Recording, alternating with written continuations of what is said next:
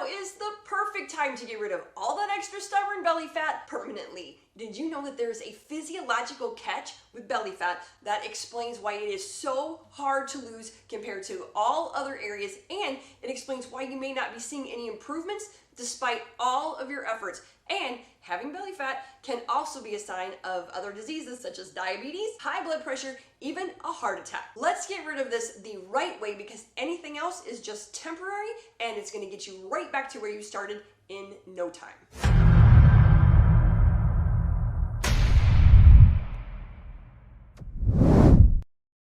My name is Terrell and I'm one of the coaches here at Beyond 40, and for the past nearly 20 years I have helped hundreds of people lose thousands of pounds, get healthy, and transform their lives. And now more than ever, the internet is full of all kinds of diet hacks, quick fixes, magic devices, all just to get rid of fat. There's some kind of secret out there that only a few people get to know, and most of it is absolute garbage. And I hear it all the time from my clients. They're trying all this crazy stuff. So here it is. I'm going to tell you the absolute truth, and this is it. You are 100% not genetically cursed. Your metabolism is not broken, and you are certainly not too old. I'm 52 years old, and I'll tell you what, I get the struggles, I really do, but it doesn't have to stop you. So there are two reasons that your stubborn fat is much more difficult to get rid of. And the first reason is that compared to other areas of your body, those stubborn areas like your belly, your tush, your hips, wherever it is on you, contains a lot more of a certain type of fat cell that is resistant to mobilization, which makes it a lot more difficult to get rid of. So fat cells are not created equal, and all types of fat cells do not behave the same way. And the second reason is that the subcutaneous fat that covers up these areas like your tush, your buns, your hips, it gets a lot less blood flow. And you know this because if you touch certain parts of your body, they're cooler to the touch than other areas like your face, your arms, your chest, that get a lot more blood flow. And the reason is that blood flow is needed to mobilize your fat and get it out of there. So if you double down with the fact that those fat cells resist mobilization, and then you add the fact that you have less blood flow to those areas, this makes it very, very difficult to get rid of it. But it's not impossible. It just kind of gets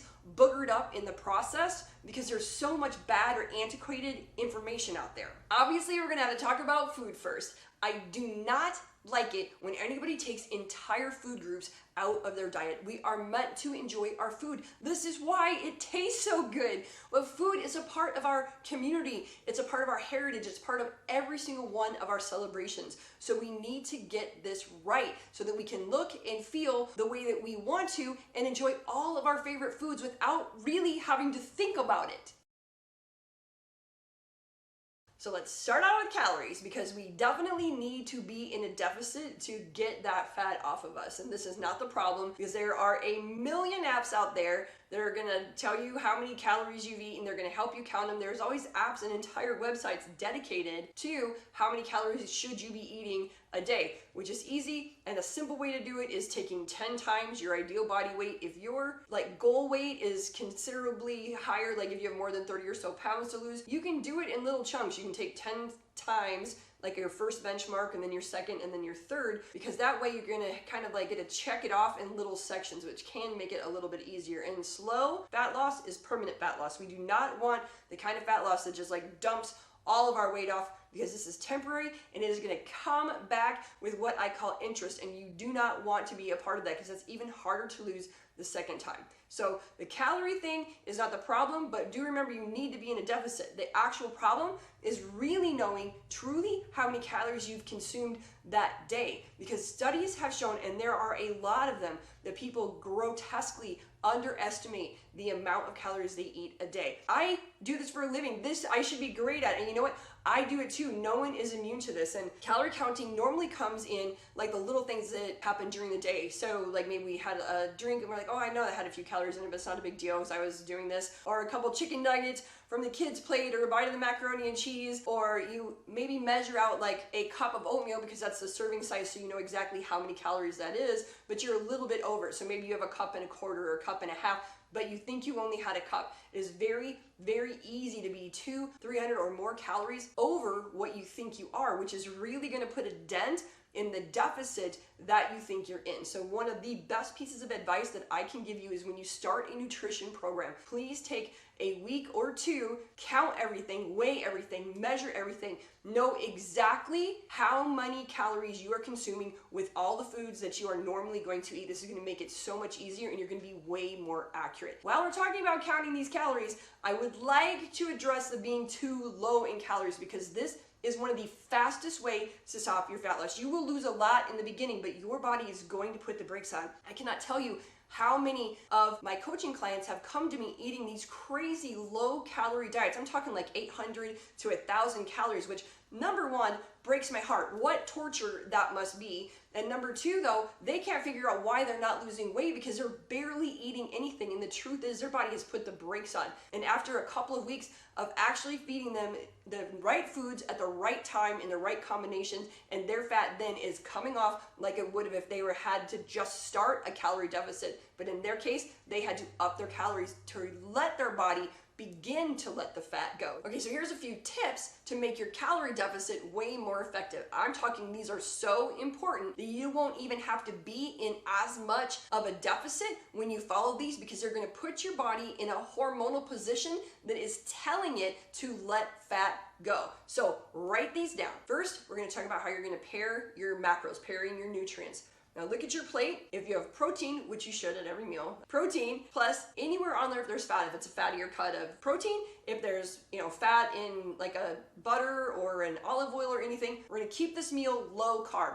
This is not the meal for starches, fruits, breads, whatever it is.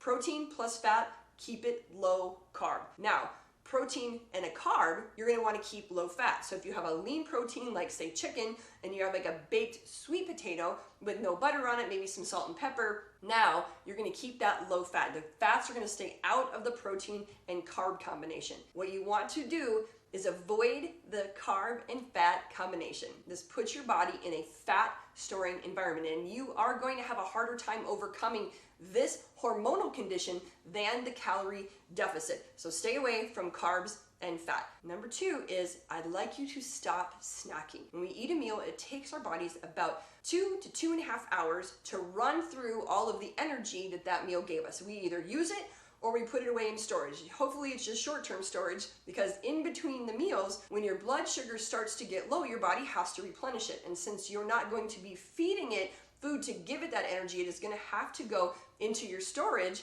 to bring it out. So make your body do the work in between your meals. Quitting snacking is a very big deal, and one of the biggest ways to easily reach your fat loss goals quicker than just simply counting all your calories all day and hoping that you're in a calorie deficit. And the very last one, eating protein at every meal. We must eat protein at every meal, and I can almost guarantee you that you do not eat enough protein. So please, if any macronutrient you actually count this one, because when we eat enough protein, we are much better off. Protein is very thermogenic. Our bodies use way more calories simply breaking it down, metabolizing it, putting all those amino acids away. Those amino acids are the building blocks of your muscle. So while we are losing weight, of course, we're also losing some lean tissue with it. We can't help it, it happens. But having enough protein in us will slow that lean tissue being lost, and these are also the building blocks for the muscles that hopefully we're going to be in the gym to build, because ideally we can actually be gaining muscle and losing fat at the same time. That is the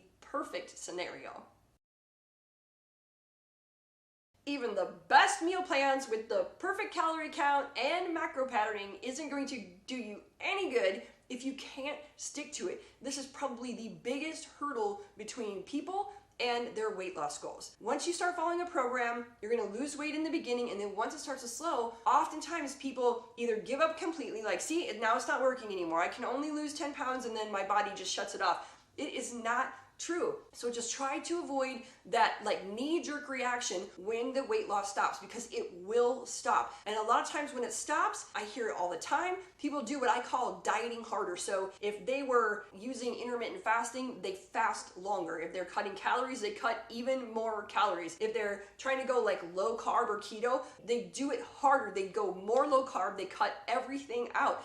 This will literally put the brakes on. What you need to do is keep following the same set of rules. This is where you're going to get your fat loss done, and it is going to slow down, but slow fat loss is permanent fat loss, and we need to stick with it. So the best way to measure your progress isn't probably the scale, just because the scale works, but scale weight is not fat loss. And the best way to measure this is by actually measuring your waist, your chest, your hips, wherever the problems are that you really don't like the most. Measure that, because that's the stuff that makes you feel good when it goes away. So even if your clothes are fitting a little bit better, keep measuring. In fact, clothes is one of the best ways to check your progress. And those stubborn areas, that might not be the first area that you notice slimming down, because your body tends to have an order of operations when it comes to fat loss. So places like your belly, your hips, your tush, these are the last places that you're going to lose weight. Places like your face, your arms, your chest, these are going to be the first places that you lose weight. One thing I like to kind of tell all my clients is that you are going to lose fat in the opposite order that you've gained it. So if you, whatever finally made you say, that is it, I can't take it anymore, that's gonna go away first. Well, thankfully that is gonna go away first. But that stuff that you've struggled with for, maybe many years, that's gonna be the last to go away. And it is a bummer, but it is absolutely true. Because muscle is so important for that permanent fat loss, we need to talk a little bit about exercise. There are two main reasons that exercise is so important for fat loss. And the first one is that it helps us retain our lean muscle while we are dieting or following that nutrition program. So when we are losing weight, like scale weight, it's a lot more than just fat. We don't just lose fat, we lose fat, we lose muscle, we lose, water, kind of that gunk that just gets in there because we've been unhealthy. But what we want to do is take out the loss of that lean tissue, because muscle equals metabolism. So we want to keep all the muscle that we can, because that helps us keep our metabolic rate high while we are dieting or following that nutrition program. So if we can do this, kind of change the focus of our workouts to focusing on building muscle, not just burning calories, because the building of the muscle is what's going to not only help you burn more calories during the workout, but also long after. But at the end, when you're looking good and you're exactly where you want to be, you're going to get to be there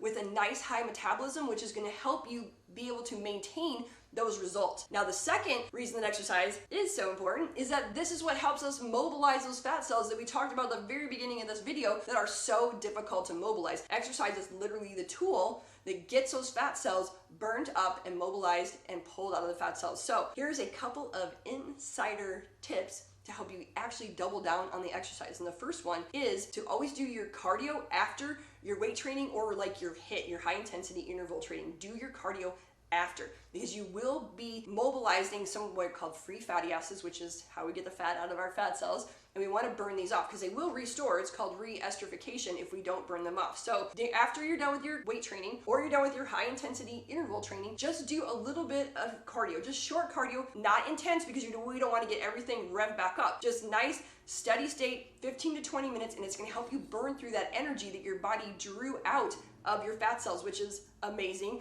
and beautiful. And this one, a little controversial, because everybody loves to debate if we can spot reduce. And I am not trying to debate this. It doesn't matter if we can spot reduce or not, but what really does happen when we work those muscles that are underneath that subcutaneous fat in our trouble spots is we draw more blood flow to them. And that in the beginning was the very biggest problem, because remember we talked about like how if your skin feels colder there or cooler there, you're not getting the blood flow, which makes it very difficult to mobilize those fat cells. And so if you exercise the muscles underneath those stubborn areas, you are actually going to be able to bring more blood flow, which will help mobilize the fat in those areas. So are we spot reducing? I don't really know, but it will help get the blood flow there and be able for you to allow that worst stubborn kind of fat to actually get mobilized. So I hope this all has helped make a little bit of like serious sense and take a little bit of the insanity out of trying to get some fat gone, because it doesn't have to be crazy. It's actually quite simple.